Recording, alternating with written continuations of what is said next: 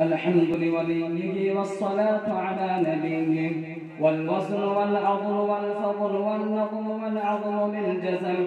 بوحدته بكبريائه بسلطان وبإعلان وبإتقان وبإيمان وبيان في فرقان وحده لا شريك له وحده بوحدة موحدا بوحدة موحدا بوحدة وحيدا واحدا بلا مدد وجدد ونصب ووصف في الكمال لا شريك له ولا نظير له ولا مثل له ولا مثال له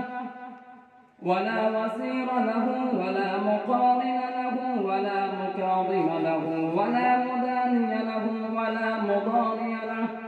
ولا جلد بلد ولد جسد رسو جزو ونسو عصم له ولا جسم وصف عيب كاب بيت خصم له ولا مقارن له ولا مكاظم له ولا مداني له ولا مضاري له ولا مناظر له ثم نشهد أن لا إله إلا الله وحده لا شريك له من يشرك في ذاته وصفاته وعاداته وآياته ونشهد أن سيدنا وسندنا ونبينا ومولانا مؤيدنا مخمومنا منظومنا معصومنا مقصومنا مقصودنا أجنر الخلق جديرنا أعظم الخلق وأشرف الخلق وأحسن الخلق وأجمل الخلق وأكرم الخلق وأنور الخلق من الحسن والسداوة والبناية والحكاية والعناية والهداية والأمانة والإمامة أعلانا وأجلانا وأتقانا وأزهدنا وأرفقنا وأنورنا وأخطرنا وأكمرنا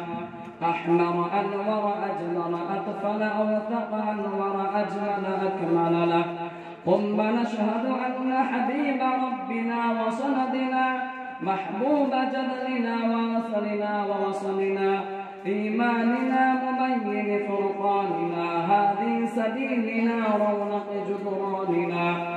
هو عضوة نظمة قدوة رتبة أسوة حسنة وبدلائله القاهرة الظالمة الظاهرة الباطنة سعد إلى سدرة المنتهى في ليلة المعراج كشف الدجى